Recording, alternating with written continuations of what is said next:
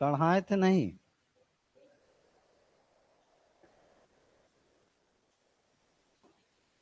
पहले हमको थोड़ा सा पीछे लेके जाइए। बताइएगा भाग एक। भाग एक किससे संबंधित है? संघ एवं राज्य क्षेत्र। संघ एवं राज्य क्षेत्र। कितना से कितना अनुच्छेद? एक से। बताइएगा एक अनुच्छेद क्या था? India that is Bharat, union of states. India that is Bharat, union of states, union of states. जाके क्वेश्चन देखिएगा एक बार, फिर ये भी क्वेश्चन आया था कि भारत को ये किसमें नाम, इस नाम से, भारत नाम से पुकारा गया, किस आर्टिकल में? चलिए, अनुच्छेद 2, नए राज्यों का, नए राज्यों का निर्माण या स्थापना, नए राज्यों का निर्माण या स्थापना। अनुच्छेद 3 क्या था? सीमा में परिवर्तन, नाम में परिवर्तन, क्षेत्र में परिवर्तन कौन करेगा? संसद करेगा। 4,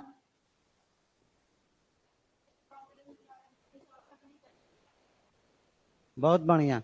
2 और 3 जो अनुच्छेद है उसमें जो संशोधन होगा वो संविधान संशोधन 368 में नहीं रखा जाएगा। ये जो है ये 368 संविधान संशोधन में नहीं रखा जाएगा। कंप्लीट हो गया 1 से 4। दूसरा क्या था? भाग 2 था, किससे संबंधित था? नागरिकता से संबंधित था। बताइएगा 5वां अनुच्छेद ये कितना से कितना?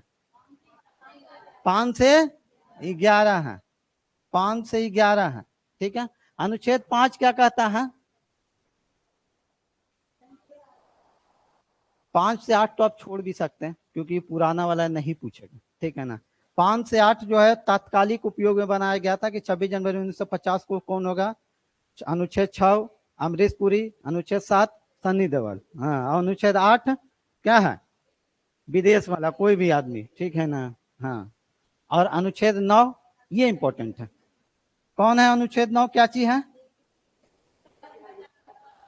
अगर आप हिम्मत कर लिए कि दूसरा देश का नागरिकता लेने का, तो भारत का नागरिकता ऑटोमेटिक समाप्त हो जाएगा। 10 आपसे नहीं पूछेगा, 11 भी आपसे नहीं पूछेगा।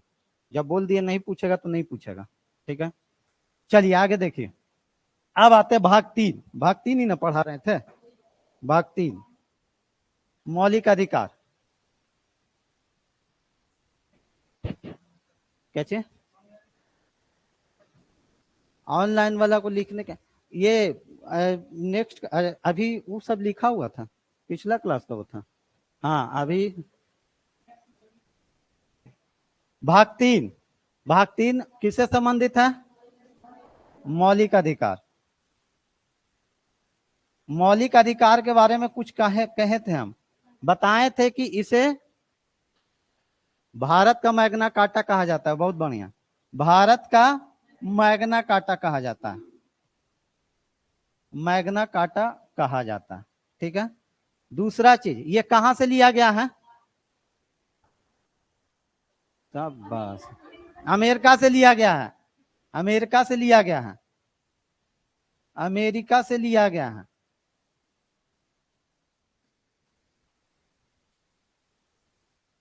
अगला बताइएगा, भाग 3 जो है कितना से कितना अनुच्छेद तक था?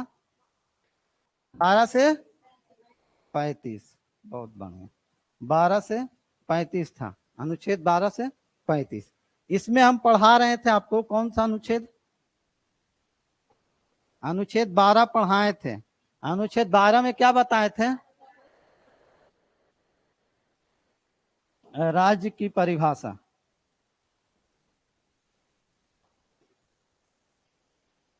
बताए थे कि हर वो चीज जो कि जिसको कि कुछ पैसा कौड़ी मिल रहा है सरकार से, तो वो सब क्या हो जाएगा? राज्य के अंतर्गत आ जाएगा। ठीक है ना।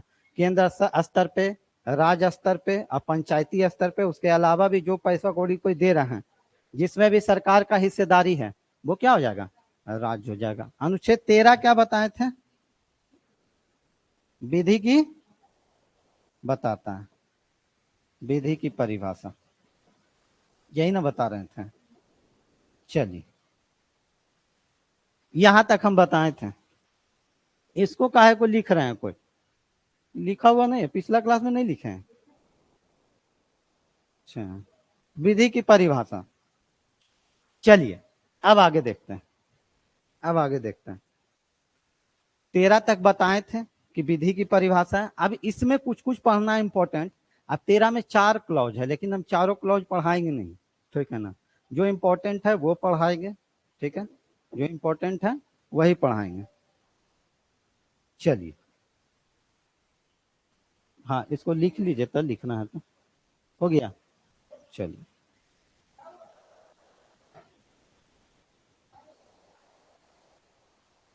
अगर आपसे पूछ दे कि विधि की परिभाषा किसमें है और वहां पर ऑप्शन रहे, आप सुनिएगा इत्मीनान से, हम लिखने का मौका देंगे। अगर वहां पर ऑप्शन रहे 13(1), 13(2), 13(3), इस तरीका से, मतलब 13(1), 13(2), 13(3), तो वहां आपका आंसर होगा 13(3). 13(3) में विधि की परिभाषा दी गई है, ठीक है ना। वैसे तो हमको जहां तक लगता है सिर्फ यही पूछेगा कि कौन से अनुच्छेद में विधि की परिभाषा दी है, 12, 13, 14, 15, इस तरीका से। लेकिन अगर अंदर जाके घुस के पूछेगा तो यही पूछेगा 13(3) किस में दी गई है, तो 13(3) में दी गई है विधि की परिभाषा, ठीक है, विधि की परिभाषा। अब ये विधि के अंतर्गत कौन कौन चीज आता है, क्या क्या आता है विधि के अंतर्गत, कौन कौन विधि के अंतर्गत आता है, विधि के अंतर्गत कौन कौन आता है? तो इसके अंतर्गत आता है, अभी आप लिख लीजिएगा, हम समझाएंगे आगे जब पॉलिटी पढ़ाएंगे तब। कुछ कुछ चीज इसमें जो है अभी नहीं समझ में आए, जैसे अध्यादेश, अगर सुने होंगे तो ठीक है, नहीं सुने हैं तो कोई बात नहीं, तब और ठीक है। अध्यादेश, अध्यादेश संसद या राज्य सरकार द्वारा बनाई गई जो विधि है, ठीक है, वो विधि नियम, उपनियम, ठीक है, संसदीय परंपरा, ये सब किस में आ जाएगा? विधि में आएगा। ये सब विधि की परिभाषा में आएगा, ये सब विधि की परिभाषा में आएगा। आपसे इससे ज्यादा डिटेल में नहीं पूछेगा इससे। हाँ, एक चीज है जो अनुच्छेद 13 में ये कहता है, उसको समझ लीजिए, उसको लिखिएगा नहीं, उसको समझ लीजिए। 13 ये कहता है, 4 में हुए हैं, 13(4) में ये कहता है कि अगर संसद कोई भी विधि बनाएगी, संसद अगर संसद कोई भी कानून बनाती है और मौलिक अधिकार का कानून हनन कर देता है, ठीक है ना, वो कानून, जैसे हम 13(1) में आपको लिखाए थे कि जो लागू हुआ था, संविधान लागू हुआ था, उसके पहले का जो भी कानून है जो मौलिक अधिकार का हनन कर रहा है जनता का, वो कानून को क्या कर दिया जाएगा? समाप्त कर दिया जाएगा। उसी तरीका से 13(4) में बोला गया कि अगर संसद कोई ऐसा कानून बनाती है जिसको कि जो कानून जो है वो आपका उल्लंघन करता है मौलिक अधिकार का, तो उस कानून को निरस्त कर दिया जाएगा, ठीक है ना, उस कानून को निरस्त कर दिया जाएगा, ठीक है। इसमें 3 सिद्धांत है, 3 सिद्धांत आपको पढ़ना है, पढ़ना नहीं है बस जान लीजिए 3 सिद्धांत है। वो सिद्धांत है अनुच्छेद 13 में ही, ये सिद्धांत है। एक सिद्धांत जो है, मेनली तो 2 ही सिद्धांत आप जानिए। पहला सिद्धांत है पृथक्करण का सिद्धांत, पृथक्करण का सिद्धांत।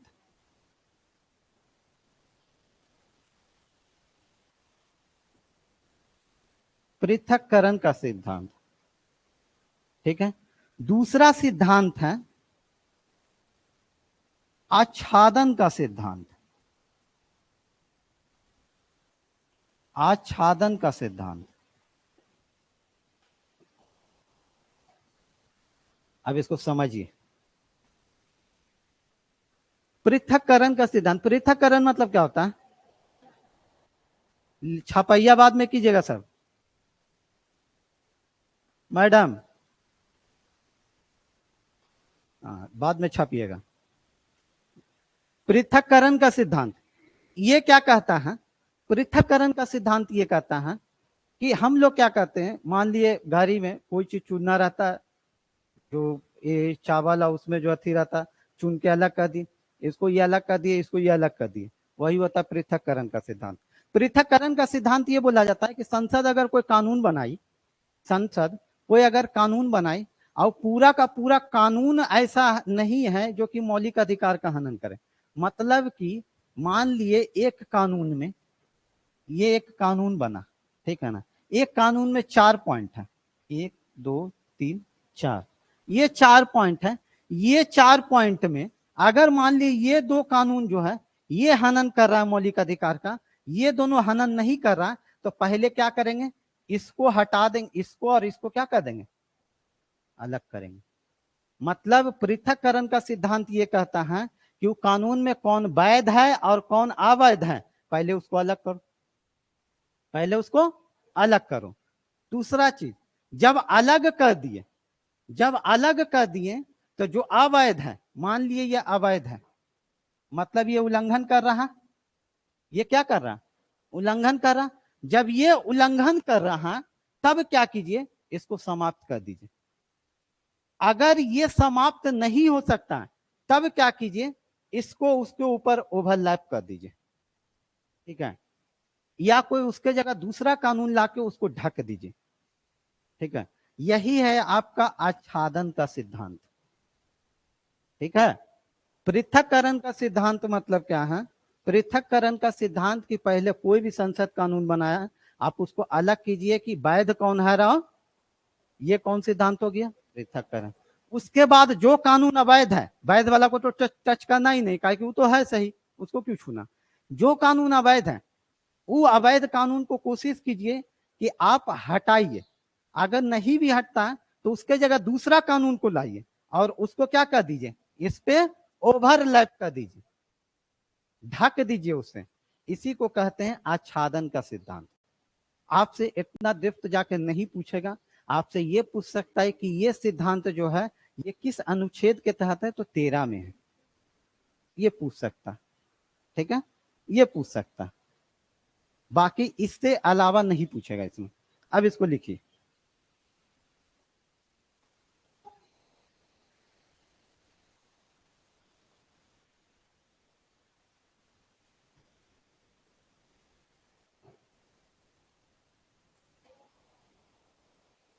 क्या चाहिए,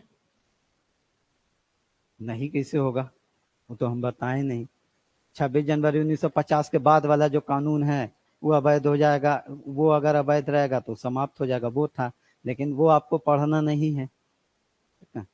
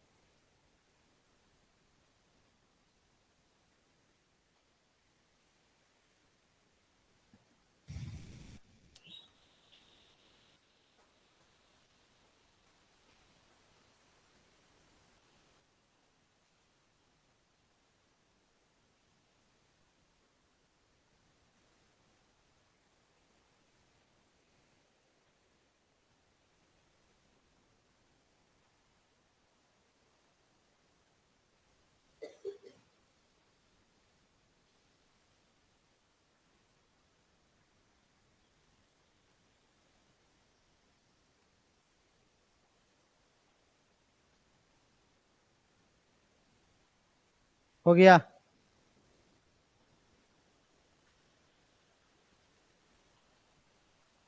चलिए आगे देखते हैं।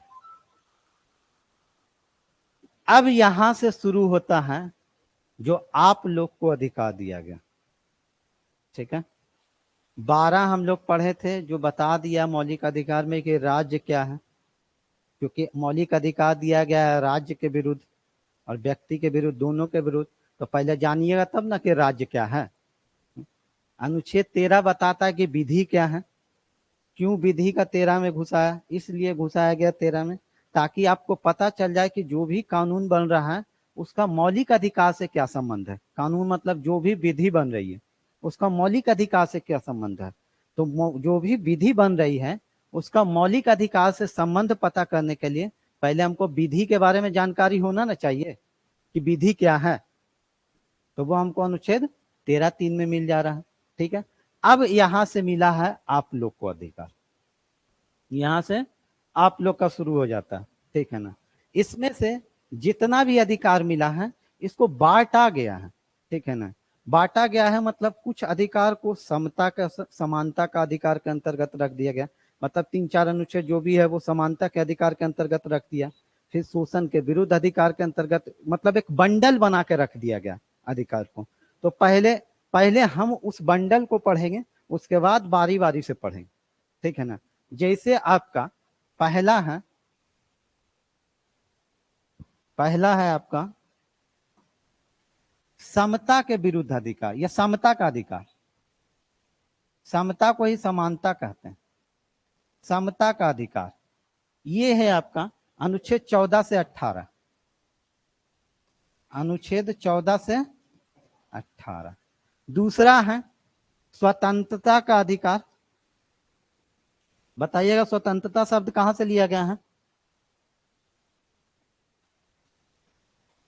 कहां से।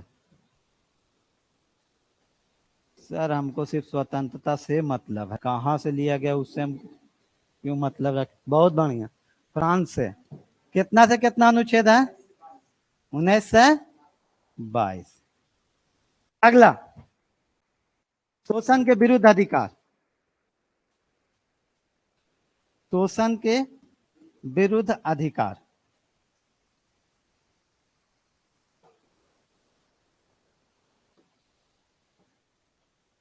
ये अनुच्छेद,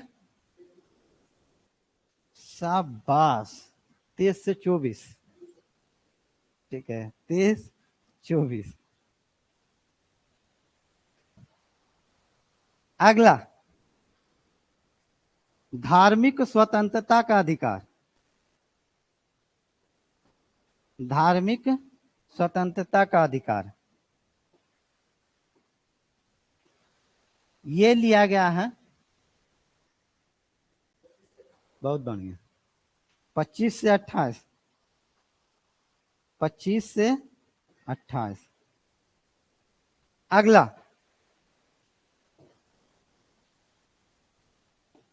सांस्कृतिक एवं शिक्षा संबंधी अधिकार।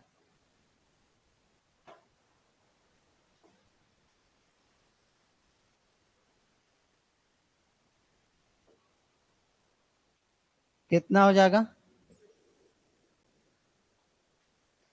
29-30। उसके बाद संवैधानिक उपचारों का अधिकार,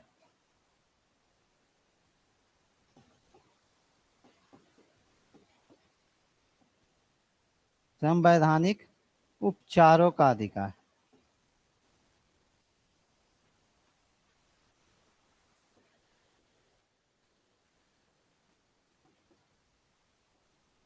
संवैधानिक उपचारों का अधिकार अनुच्छेद 32। इस अनुच्छेद को जानते हैं हम पानी कहते हैं, जब पढ़ाएंगे तो पता चल जाएगा। सबसे इंपॉर्टेंट अनुच्छेद है, सबसे इंपॉर्टेंट अनुच्छेद है 32 मौलिक अधिकार में।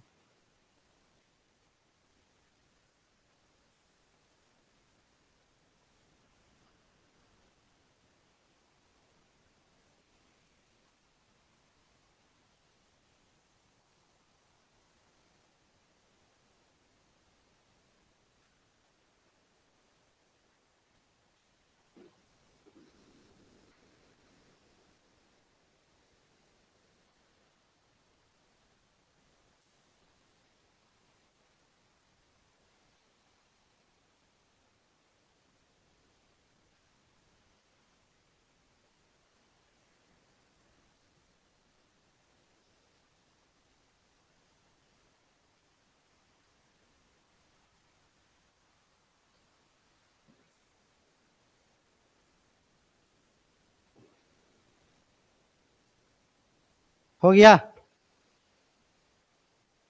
हुआ? चलिए, तो पहला अगर देखेंगे तो समता का अधिकार या समानता का अधिकार कितना से कितना? 14 से 18। उसके बाद स्वतंत्रता का अधिकार कितना से कितना? 19 से 22।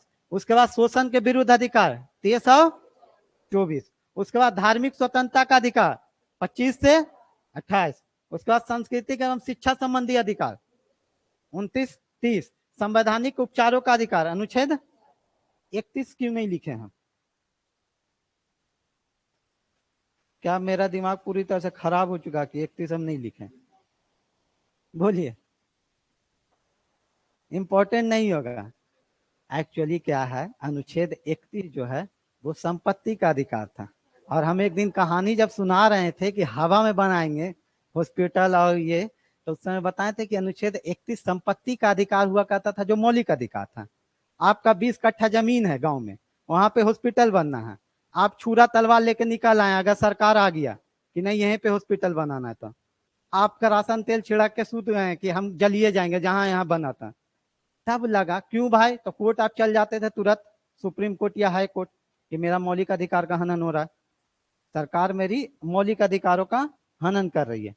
तब फिर सोचा गया कि ये अधिकारों को हटाओ मौलिक अधिकार से, संपत्ति के अधिकारों को मौलिक अधिकार से हटाओ। जब मौलिक अधिकार ही रहेगा ही नहीं, तो कोई भी व्यक्ति अगर कोर्ट में जाएगा, तो कोर्ट में पहले क्या होता था ना, मौलिक अधिकार का जब हनन होता है तो आप हाई कोर्ट में भी जा सकते हैं, सुप्रीम कोर्ट में भी जा सकते हैं। 32 के तहत आप हाई कोर्ट में सुप्रीम कोर्ट में जा सकते हैं, और 226 के तहत, अनुच्छेद 226 के तहत हाई कोर्ट में जा सकते हैं। पता चला अब यहाँ भी कोई जमीन में कोई हॉस्पिटल बन रहा है, तो डायरेक्ट सुप्रीम कोर्ट के पास लेके चल गया सरकार के विरुद्ध। यहाँ तो ऐसे ही इतना केस पेंडिंग है। अब बताइए, आपके यहाँ हॉस्पिटल बन रहा है तो सरकार, न्यायालय ये देखेगी? तब बोला गया कि ऐसा करो कि इसको हटा दो, संपत्ति के अधिकार को हटाओ, और इसको मौलिक अधिकार से हटा के वैधानिक अधिकार में लाओ। कानूनी अधिकार समझते हैं? कानूनी अधिकार में अगर किसी को रख दिया गया, तो उसमें क्या होता है ना, कि अगर आपके अधिकार का उल्लंघन हुआ तो आप सिलसिलेवार ढंग से कोर्ट जाइएगा। पहले लोअर कोर्ट जाइएगा, लोअर कोर्ट में 15-20 साल बिताइएगा, उसके बाद अगला जन्म आते आते आपको निर्णय सुना दिया जाएगा। ठीक है ना? तो ये आपका इसीलिए 31 नहीं लिखे, संपत्ति का अधिकार था उसको हटा के 300 काम में रखा गया, इसीलिए ये हटा दिया गया। ठीक है?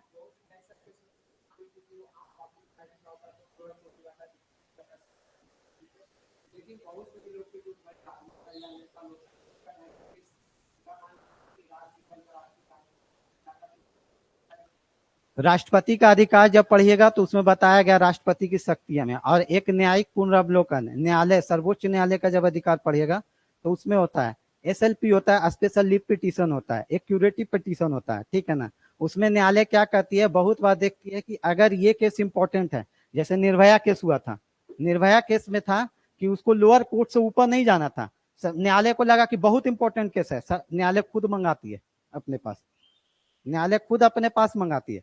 न्यायालय यही देश में ना है, यही देश में ना है, ऐसा तो नहीं है कि ब्रिटेन लंदन में बैठ के भारत का सर्वोच्च न्यायालय थी करे, यही देश में, उसको भी पता है क्या मुद्दा चल रहा, न्यायालय खुद मंगाती है उस केस को। ठीक है ना? और जहां तक रहा मंत्री सांसद, ठीक है ना, तो वो एक प्रक्रिया के तहत जाते हैं। ठीक है ना? और आपको भी दिल पे नहीं लेना इस पे, हम पहले ही बोल दिए हैं। ठीक है? चलिए आगे देखिएगा। तो समता का अधिकार 14 से 18 स्वतंत्र हो जाता है, हम समझते हो जाता है। स्वतंत्रता का अधिकार 19 से 22 है। शोषण के विरुद्ध अधिकार 23-24 हो गया। धार्मिक स्वतंत्रता का अधिकार 25-28 हो गया। सांस्कृतिक एवं शिक्षा संबंधी अधिकार 29-30, और संवैधानिक उपचारों का अधिकार 32। ये सबसे इंपॉर्टेंट है अनुच्छेद 32। आपसे पूछा जाएगा आपके मौलिक अधिकार में समता का अधिकार कितने अनुच्छेद को दिया गया है? कितना कितना? 5। ऐसे नहीं जोड़िएगा, 14 4 18, 4 5 अनुच्छेद है, 14 15 16 17, क्योंकि झोंके में होगा, पहला ऑप्शन 4 रहेगा, आपका पहला ऑप्शन 4 रहेगा अगर एग्जाम में देगा तो। हो गया? अब आइए पढ़ते हैं, अब यहां से पढ़ते हैं। अब जानिएगा आपका अधिकार क्या है।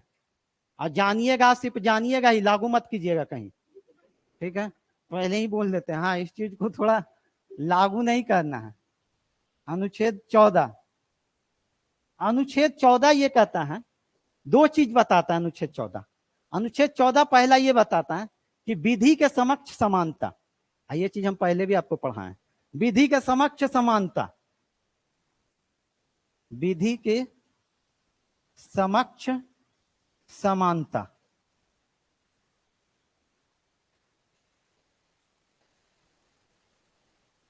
और दूसरा ये कहता है, दूसरा ये कहता है विधि का समान संरक्षण, विधि का समान संरक्षण।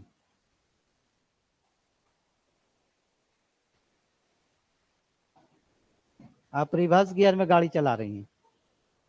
ऊपर वाला ब्रिटेन से लिया गया है, ठीक है, नीचे वाला अमेरिका से लिया गया है, ठीक है। हाँ, ये ब्रिटेन से लिया गया है।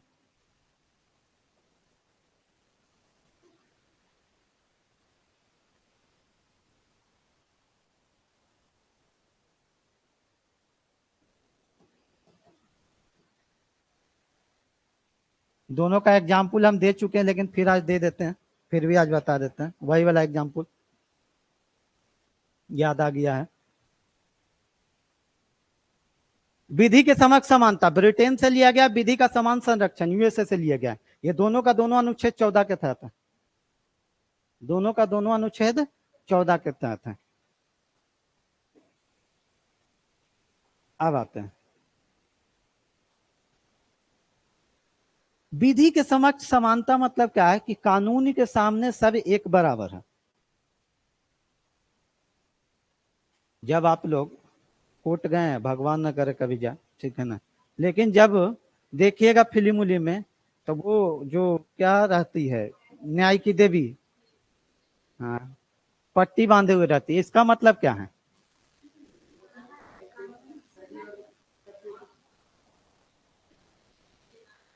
कहीं कानून अंधा है, ठीक है।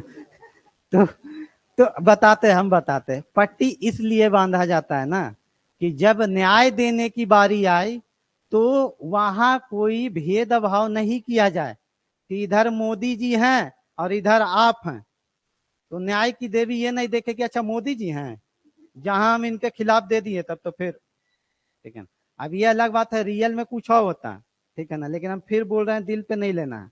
आपका अधिकार जब पढ़िएगा मौलिक अधिकार, तो प्रत्येक क्षण आपको यह एहसास होगा कि आपके मौलिक अधिकार का हनन हो रहा है, ठीक है ना, और अनवरत प्रक्रिया है, आगे भी होगी, लेकिन उसको क्या करना है, बस दबा के रखना है टीचर वाला एग्जाम तक, ठीक है ना, उसके बाद जो करना है कीजिए अपना, ठीक है। तो अनुच्छेद 14 ये कहता है कि विधि के समक्ष समानता, जो ब्रिटेन से लिया गया है, कानून के सामने सब कोई एक बराबर है। चाहे लालू यादव को लाइए, चाहे मोदी जी को लाइए, चाहे योगी आदित्यनाथ को लाइए, और चाहे आप चल जाइए, ठीक है ना, सब एक बराबर है। विधि का समान संरक्षण ये कहता है कि समान लोगों के साथ समान विधि हो तो लागू किया जाएगा। जैसे कि हम वो कहानी सुनाए थे, अंधों की रेस है, बिहार में अंधों की रेस हुआ, ठीक है ना, बिहार में हो रहा है तो सब अंधा दौड़ रहा है, लेकिन जो मैनेजर था वो बिहारी था, वो एक आदमी जो था वो ठीक ठाक वाला को घुसा दिया उसमें, ठीक है ना। अब अंधों की रेस में जीतेगा कौन? अंधा ही जीतना चाहिए, तो उस समानता का वहां लागू कानून है कि नहीं? रेस हो रहा है लेकिन सब कौन है? अंधा ही है। अभी बिहारी दिमाग इधर लगा के वो ठीक ठाक वाला को घुसा दिया है, तो जीत जाएगा कौन? जिसका ठीक ठाक है। तो यहाँ क्या हो गया, विभेद हुआ कि नहीं हुआ? समान लोगों के साथ समान व्यवहार नहीं ना हुआ। समान लोगों के साथ समान व्यवहार कब होता? जब सभी लोग अंधे रहते। वही है विधि का समान संरक्षण। ये अमेरिका से लिया गया, ठीक है ना, ये अमेरिका से लिया गया। इसका एक एग्जाम्पल हम और देख दिए थे कि जब आप देखिएगा कि कॉमर्शियल का जो बिजली का यूनिट होता है वो अलग उठता है, और जबकि आपके घर का बिजली का यूनिट अलग रहता है, अलग रहता है। तो कॉमर्शियल वाला जितना भी है, मतलब कॉमर्शियल मतलब दुकानदार जितना भी है, उसका बिजली का यूनिट एक समान रहता है, और घर का एक समान रहता है। मतलब जितना घर है सब में तो एक समान बिजली का यूनिट है, और जितना दुकान है उसमें एक समान बिजली का यूनिट है। यह है विधि का समान संरक्षण, यही है विधि का समान संरक्षण। ठीक है, अब इसमें एक अपवाद है, इंटरेस्टिंग यहां से है, इसमें एक अपवाद है। अपवाद क्या है? दो तीन जगह ऐसा है कि जिसमें विधि के समक्ष समानता का अपवाद रखा गया। अपवाद समझते हैं ना? अपवाद जो एक्सेप्शन में आता है कि चल रहा है सही, कुछ अलग है। ठीक है ना? हाँ, जैसे विधि के समक्ष समानता है, लेकिन अपवाद कर दिए तो मतलब वहां विधि के समक्ष समान नहीं होगा। जैसे राष्ट्रपति और राज्यपाल, ठीक है ना? राष्ट्रपति और राज्यपाल को इससे छूट दिया गया है विधि के समक्ष समानता से। राष्ट्रपति एवं राज्यपाल को, राष्ट्रपति एवं राज्यपाल को इससे छूट प्रदान किया गया। ये कौन सा अनुच्छेद में है? अनुच्छेद हम साथ साथ ही पढ़ाते जाएंगे, 1 2 3 4 वैसे करके तो पढ़ा रहा हूँ, अलग बात है। बीच बीच में जो अनुच्छेद आएगा वो भी हम निपटाते जाएंगे। अनुच्छेद 361, अनुच्छेद 361, अनुच्छेद 361 के तहत। ठीक है, अब इससे थोड़ा सा हम बता देते हैं, उसको लिखाएंगे नहीं क्योंकि उतना डिटेल में पूछेगा नहीं आपसे। राष्ट्रपति या राज्यपाल को इससे छूट दिया गया, इसका मतलब क्या? दो तरह का आपको अपराध दिया जाता है, या दो तरह का आप पे अथी लगाया जाता है आरोप। एक होता है जो कि आप आपराधिक प्रवृत्ति में, जैसे कि कोई क्राइम में संलिप्त है, ठीक है ना? और एक होता है जो कि आप कोई पैसा कौड़ी उससे संबंधित कोई अपराध किए, ठीक है ना? एक होता है सिविल, मतलब एक होता है दीवानी, और एक होता है फौजदारी। फौजदारी उसको कहते हैं जिसमें कि आपका किसी से लड़ाई झगड़ा हुआ हो, किसी को निपटा के ऊपर पहुंचा दिए हैं, ठीक है। सिविल उसको कहते हैं जिसमें कि आप किसी का पैसा ले लिए हैं या किसी के साथ घोटालेबाजी कर दिए हैं, ये होता है सिविल। अब ये बोला जाता है राष्ट्रपति एवं राज्यपाल में कि राष्ट्रपति या राज्यपाल जब अपने पद पर हैं तो कभी भी, ये याद रखेगा, कभी भी उन पे दांडिक अपराध नहीं लगाया जा सकता है, ठीक ना? दांडिक अपराध की सजा या दांडिक अपराध का ट्रायल नहीं चलाया जा सकता, ठीक है। मान लीजिए, ठीक है ना, मान लीजिए ऐसा होगा कभी नहीं, ठीक है ना। जो राज्यपाल हैं, बिहार के राज्यपाल कौन है? वाह, बहुत बढ़िया, चेंज हो गए हैं, बधाई हो, चेंज हो गए हैं। कौन है? राजेंद्र विश्वनाथ अर्लेकर। राजेंद्र विश्वनाथ अर्लेकर कहाँ के थे? पहले गवर्नर। बहुत बढ़िया, हिमाचल प्रदेश के थे, ठीक है। तो मान लीजिए राजेंद्र विश्वनाथ अर्लेकर को बहुत जोश से गुस्सा आया, ठीक ना, उनका गार्डन में कोई फूल उल तोड़ रहा था, गुस्सा आया, गए, हाथापाई हो गया, ठीक है ना, हॉस्पिटलाइज कर दिए राज्यपाल। तो राज्यपाल, जब राज्यपाल राजेंद्र अर्लेकर अगर राज्यपाल के पद पे हैं तो उनपे कोई भी केस उस नहीं बनेगा, ठीक है ना, कोई भी केस उस नहीं बनेगा। और अगर वो पैसा कौड़ी से संबंधित कोई घोटालेबाजी करते हैं तब केस बन सकता, लेकिन उसके लिए आपको 2 महीना पहले नोटिस देना पड़ेगा, ठीक है ना। मतलब राष्ट्रपति या राज्यपाल को माना जाए तो इससे छूट दिया गया है, ठीक है। एक छूट और दिया गया है, वो दिया गया अनुच्छेद 105 के तहत संसदीय विशेषाधिकार को। जो लोग सांसद होते हैं, जो लोग सांसद होते हैं, लोकसभा राज्यसभा में जो बैठते हैं, उनका कुछ अधिकार होता है, ठीक है ना। कोई भी अगर उनको पकड़ने के लिए आ जाएगा ना लोकसभा में, तो ऐसा नहीं, हम लोग जैसा नहीं कि घर में घुस गया, वारंट देखा, निकला, लहरी थाना में पहुंचा दिया, वैसे नहीं होता वहाँ, ठीक है ना। वहाँ क्या होता है कि जब आप संसद में अगर किसी को पकड़ने गए तो पहले लोकसभा अध्यक्ष से अनुमति लेना है, या राज्यसभा में गए तो राज्यसभा का सभापति से अनुमति लेना। अगर वो देंगे अनुमति तभी वो ले जा सकता, तो ये संसदीय विशेषाधिकार है ना। हमारे घर में कोई पकड़ने के लिए आए तो मेरे घर में अगर दादा मेन है तो दादाजी से अनुमति लेगा कि लेके जाए कि नहीं आपको पोता को, लेगा, निकल लेगा। तो वहां क्या है, ये क्या दिया गया, अपवाद दिया गया है, ठीक है ना। एक अपवाद ये है, दूसरा है संसदीय विशेषाधिकार। संसदीय विशेषाधिकार ये कौन सा अनुच्छेद हो जाएगा, अनुच्छेद 105, अनुच्छेद 105, ठीक है, उसको लिखिए।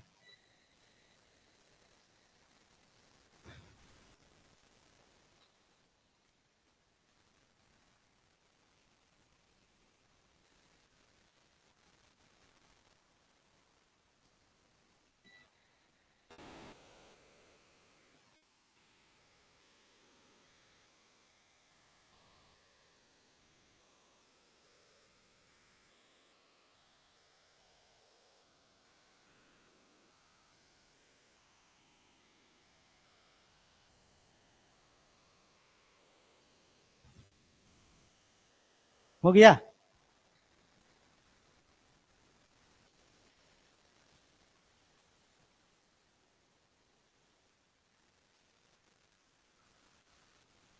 आगे बढ़े, चलिए आगे देखते हैं।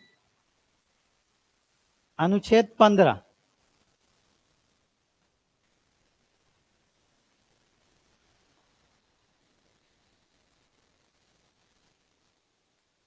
अनुच्छेद 15 क्या कहता है। अनुच्छेद 15 में कुछ कुछ सब क्लॉज है जिसको पढ़ना, जैसे 1 है, 2 है, 3 है, 15(1), 15(2), 15(3), ये थोड़ा पढ़ लेते हैं क्योंकि इम्पोर्टेंट है, क्योंकि इम्पोर्टेंट है। इसमें 15(1) जो है, अनुच्छेद 15(1), 15(1) कहीं कहीं आपको का खागा भी लिखा हुआ रहेगा, तो समझ लीजिएगा कि सब क्लॉज है। 15(1) की ये कहता है कि राज्य राज्य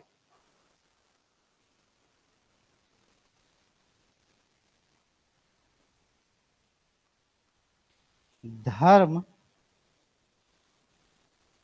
लिंग, जाति, मूल वंश एवं जन्म स्थान के आधार पर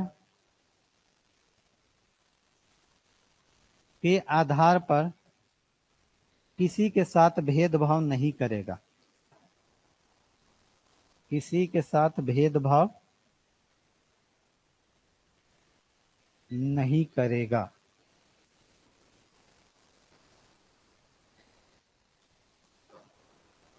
राज्य, धर्म, लिंग, जाति, मूल वंश एवं जन्म स्थान के आधार पर किसी के साथ भेदभाव नहीं करेगा।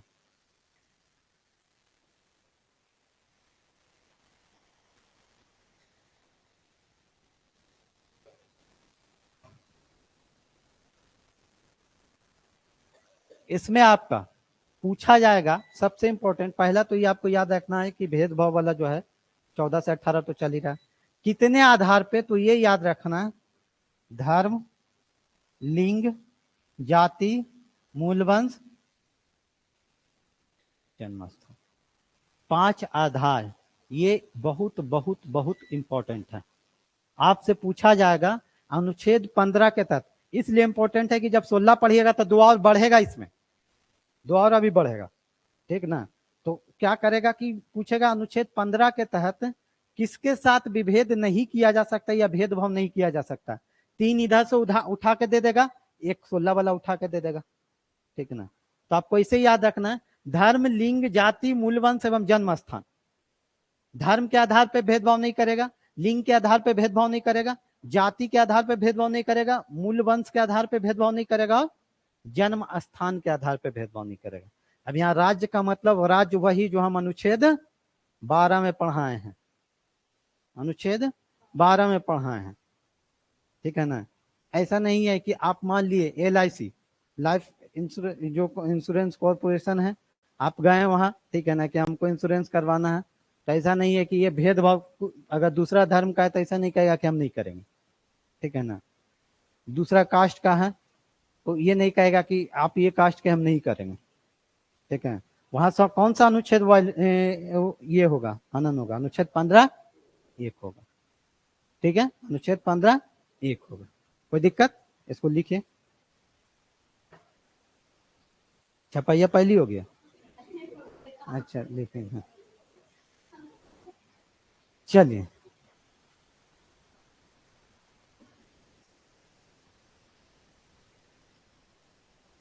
आगे देखिएगा, अनुच्छेद 15(2),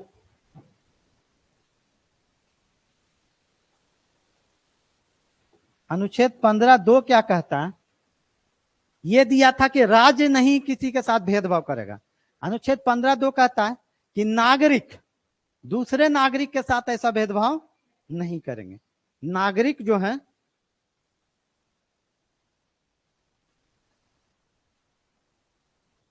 नागरिक किसी दूसरे नागरिक के साथ, किसी दूसरे नागरिक के प्रति उपरोक्त आधार, मतलब ऊपर वाला जो आधार है 5, उपरोक्त आधार, उपरोक्त आधार पर भेदभाव नहीं करेंगे।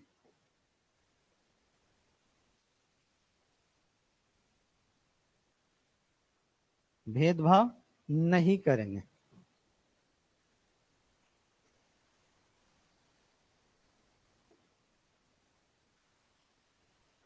ठीक है।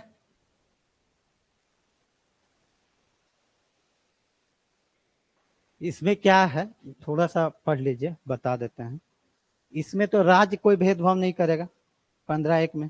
15(2) में नागरिक कोई भेदभाव नहीं करेगा। कहाँ, सार्वजनिक होटल में, ठीक है ना।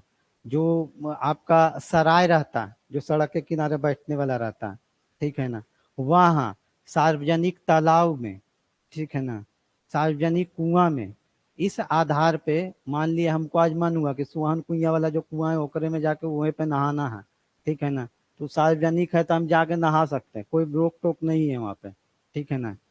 इस आधार पे अब पता चला किसी के घर में घुस के हम जा रहे हैं, तो ये क्या हो जाएगा, निजी हो जाएगा, यहाँ काम नहीं करेगा। यहाँ ध्यान रखना है कि आधार पे भेदभाव तो नहीं करेगा, लेकिन होना चाहिए कैसा, वो जगह होना चाहिए सार्वजनिक। अब मंजबड़ी कर रहे हैं कि तुम्हारा कुआं का, घर का कुआं का पानी बड़ी मीठा है, जो ओकरे पियेंगे ओकरे नहाएंगे ओकरे से, तो वो तो गलत बात है, वो सार्वजनिक है नहीं, वो सार्वजनिक है नहीं, तो वहां क्या हो जाएगा। अब आप ही नहीं कह सकते कि तुम मेरा मौलिक अधिकार का उल्लंघन कर रहे हो 15(2), वहां पे आप ये नहीं कह सकते हैं, ठीक है ना, कि खबरदार हमको नहाने दो, नहीं तो ये वाला उल्लंघन होगा मेरा, तो आप वो नहीं कह सकते। यहाँ पे, यहाँ पे एग्जाम्पल में आप चाहे तो नीचे लिख लीजिएगा, एग्जाम्पल में आप नीचे लिख सकते हैं, सार्वजनिक होटल, सार्वजनिक होटल, तालाब, कुआं, ठीक है।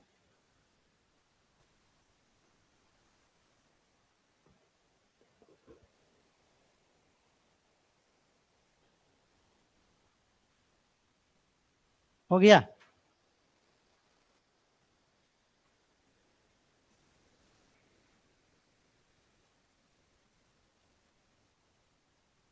अब तो बहुत कम, लेकिन पहले रियलिटी में बहुत हनन होता था इस मौलिक अधिकार का, 15(2) का।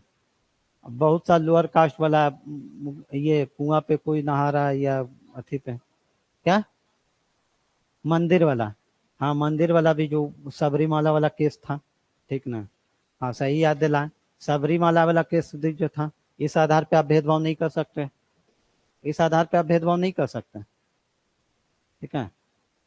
जो सबरीमाला वाला मंदिर वाला केस था, इस आधार पे आप भेदभाव नहीं कर सकते, वहां भेदभाव हो रहा था, ठीक है। चलिए हो गया ये, चलिए आगे बढ़ते हैं। अनुच्छेद 15(3),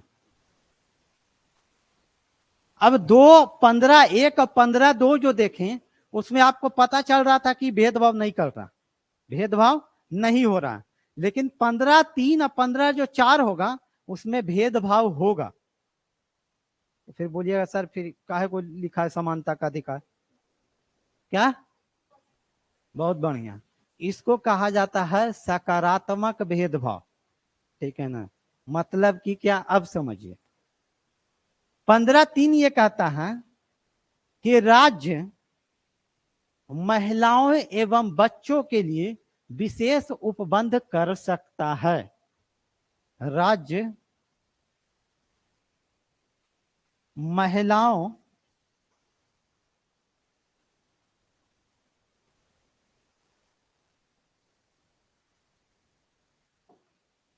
राज्य महिलाओं एवं बच्चों के लिए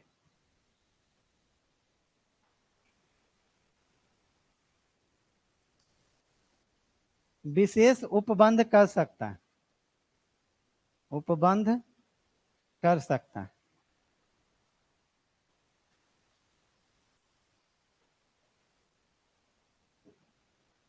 इसका एग्जाम्पल बहुत अच्छा है, आप लोग आराम से अपने जीवन में कोरिलेट कर सकते हैं। अभी हमको याद आया तो हम बता देते हैं। जब बस उस पे जाते होंगे तो ज्यादातर लेडीज सब, बचवा का टिकट नहीं लगेगा, रहता है ना? रहता है ना? वही अभी से शुभ बंद। ठीक है ना? टिकट नहीं लगेगा तो कहीं भी जाइए, रहता है ना कि 2 साल 4 साल जो भी। ठीक है ना? दूसरा चीज, दूसरा विशेष उपबंध अभी बताते हैं। आए जीवन में अब हमेशा ही सब चीज होता है। दूसरा विशेष उपबंध, आपको कई कई जगह कहीं लाइन लगाने का रहता है। ठीक है ना? लेडीज लोग का, जो लेडीज फर्स्ट रहता है कि नहीं रहता, वही है। ठीक है ना? तो आपसे कोई कहीं भी बोले तो तुरंत चेपिएगा उसको 15(3).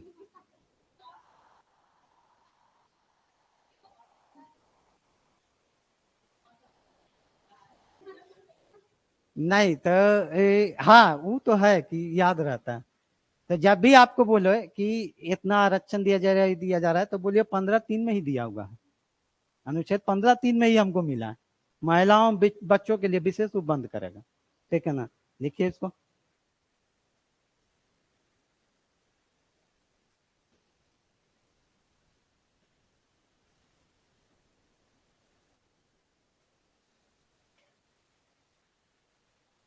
क्या हुआ?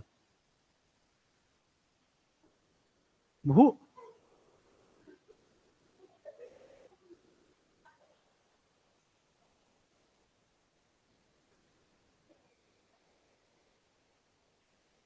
जाइए, बु, बुला दीजिए सर। हम अपना जितना दिन पढ़ाए, पहली बार किन्हीं को क्लास में पढ़ते पढ़ते भूख लगा। चलिए आगे देखिए। अच्छा ये सब सुन के तो नहीं लग रहा है? चलिए देखें।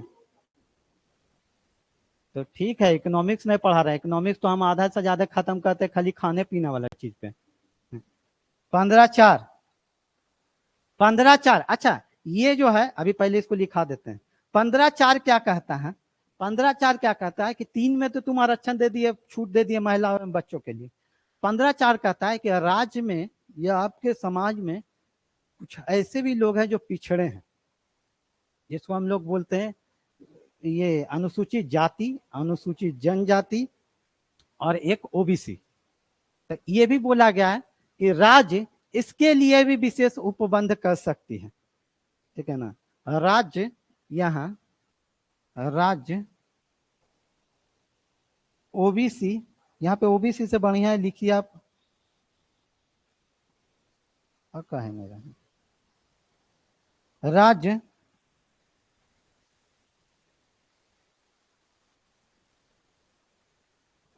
पिछड़ा वर्ग, पिछड़ा वर्ग एससी एसटी के लिए विशेष उपबंध कर सकता है। के लिए विशेष उपबंध कर सकता है।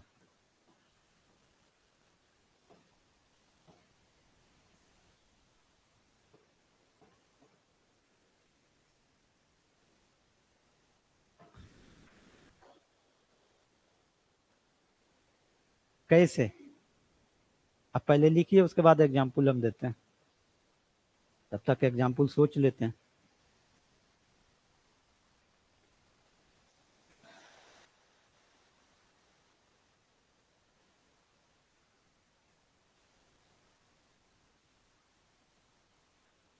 हो गया? आप लोग फॉर्म भरने जाते होंगे किसी किसी चीज का, तो उसमें रहता है कि एससी को इतना ही लग रहा है, जैसे फॉर्म है 1000 रुपया का, तो लगता है एससी को 600 ही लग रहा है, ठीक है ना, या 800 लग रहा है, जो भी लग रहा है, ठीक है ना। दूसरा चीज, कॉलेज या स्कूल में भी फॉर्म भरते हैं, बहुत सा चीज में छूट रहता है, तो वहाँ क्या करती है, यही चीज नहीं यूज होता है, यही चीज नहीं यूज होता है।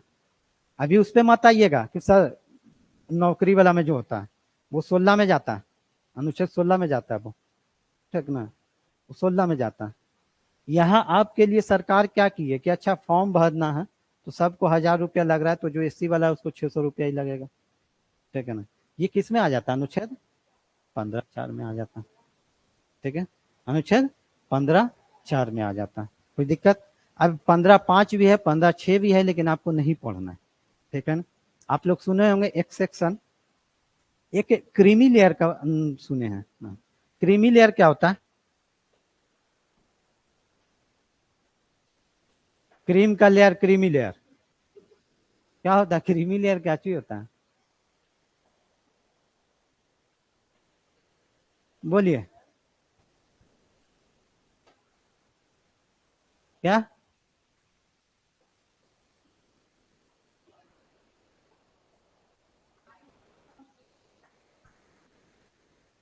बहुत बढ़िया, बहुत बढ़िया।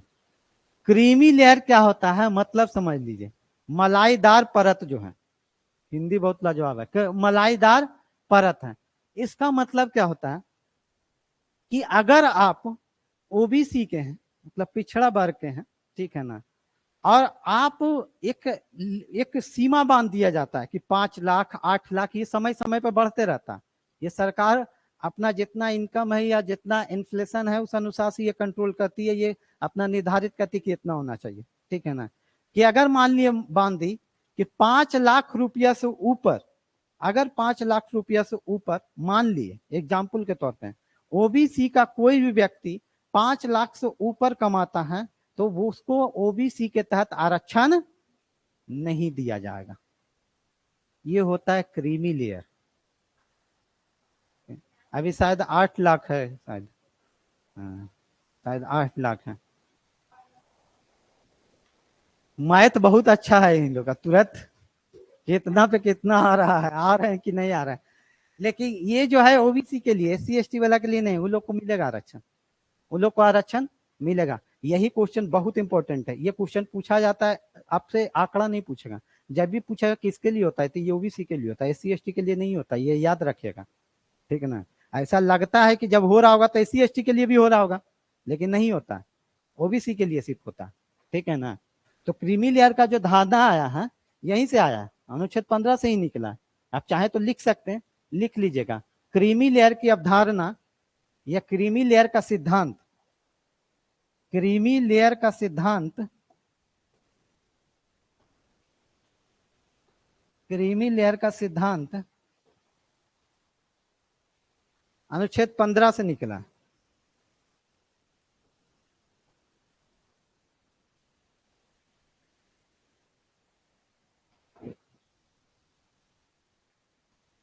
अनुच्छेद 15 से निकला। देखिए, मौलिक अधिकार का जो अनुच्छेद है, मौलिक अधिकार है बड़ा, और इसको हमको थोड़ा सा पढ़ाना है अच्छा से, क्योंकि यहाँ से क्वेश्चन जब बने तो छूटना नहीं चाहिए। अब यहाँ से क्वेश्चन ज्यादातर बार बन जाता, नहीं बना तब तो नहीं बना, लेकिन बन जाएगा तो छूटेगा नहीं, हम लिख के दे सकते हैं कि नहीं छूटेगा आपसे। अब ये मंजबड़ी वाला काम है कि आप जबरदस्ती कही कि बोल दी है तब तो छोड़िए के दिखाएंगे, तो वो अलग बात है, ठीक है ना, लेकिन आपसे छूटेगा नहीं, ठीक है ना, ये समझ लीजिए, ठीक है, वो छूटेगा आपसे नहीं। अनुच्छेद 15(4) तक के एक आपका ये था ईडब्ल्यूएस, आप लोग जब फॉर्म भरिएगा ना, ईडब्ल्यूएस आता है, इकोनॉमिकल वीकर सेक्शन, वो भी यहीं से डेराइव हुआ, ठीक है ना। तो खैर उतना नहीं पढ़ना आप लोग को, ठीक है, उतना नहीं पढ़ना, ठीक है। अब आते हैं अनुच्छेद 16, ये लिख लिए ना, नहीं लिखे? अनुच्छेद 16 जो टाइम लगेगा आपका यही मौलिक अधिकार में ही ज्यादा टाइम लगता है, क्योंकि ये थोड़ा, अनुच्छेद 16 जो है ये है अवसर की समानता, ठीक है ना, अवसर की समानता।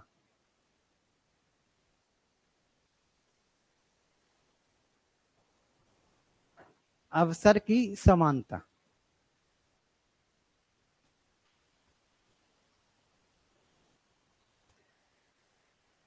अब इसमें पढ़ना है अनुच्छेद 16 एक।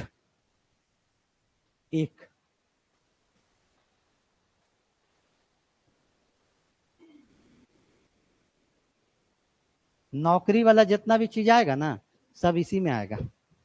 नौकरी वाला जितना भी चीज आएगा सब अनुच्छेद 16 में आएगा, ठीक ना। यहाँ पे कहीं कहीं अवसर की समानता की जगह रोजगार एवं अवसर की समानता भी रहेगा, ठीक है ना। तो अनुच्छेद 16 एक ये कहता है कि राज्य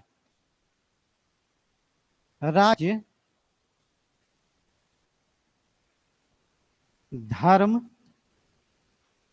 लिंग, जाति, मूल वंश, जन्म स्थान,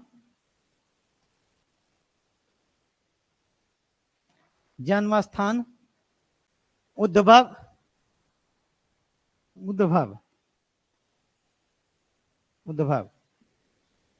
निवास स्थान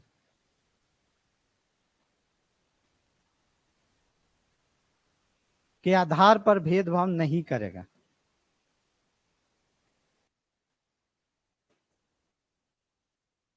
आधार पर भेदभाव नहीं करेगा।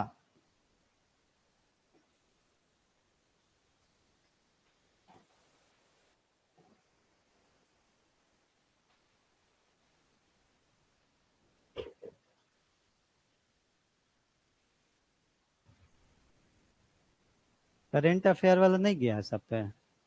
करेंट अफेयर वाला ग्रुप में, हाँ पीडीएफ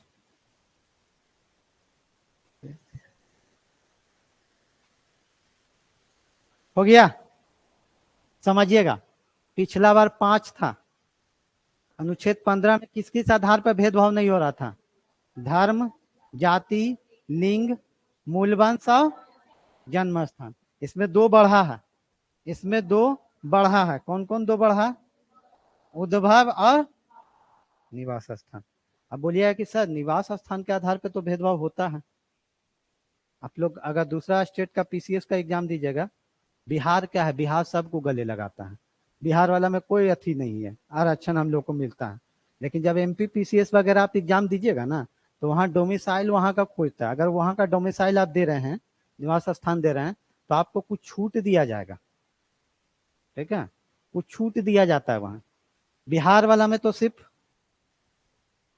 बस, ठीक है, बिहार सबको अपना लेता है। इसीलिए देखिएगा बीपीएससी में ज्यादातर जब टॉपर आता है तो बिहार का फर्स्ट में नहीं रहता, एमपी का है, यूपी का है। बताइए, बीपीएससी का एग्जाम है, टॉप कर रहा है यूपी एमपी वाला।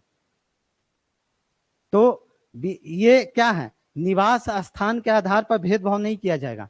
लेकिन अगला क्लॉज में ये बताया जाता है, आगे के क्लॉज में बोला गया है कि लेकिन अगर संसद चाहे तो यह राज्य को अनुमति दे देती है कि अगर तुमको अपने यहाँ अपना निवास स्थान के आधार पर, मतलब अपने यहाँ का जो निवासी है तुम्हारे यहाँ का, उसके आधार पर कुछ आरक्षण देना चाहते हो तो दे सकते हो, छूट देना चाहते हो तो दे सकते हो।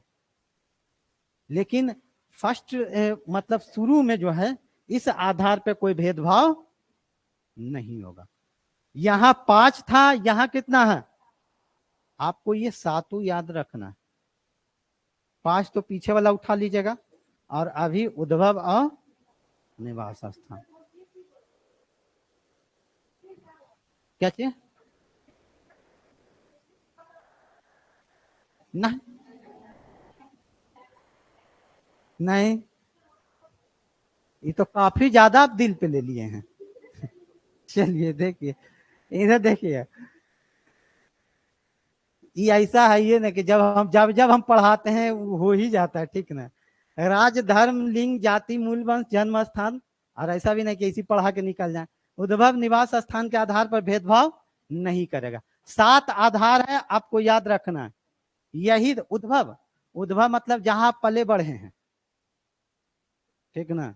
पहले के देखिएगा अजय देवगन के फिल्म में, अजय देवगन के माता पिता कोई और, समाप्त, अजय देवगन कहीं और पले बढ़े हैं, ठीक है ना। तो वो होता है उद्भव। निवास स्थान जानते ही हैं, जहां पर रहे, ठीक है। हो गया अनुच्छेद 16 एक।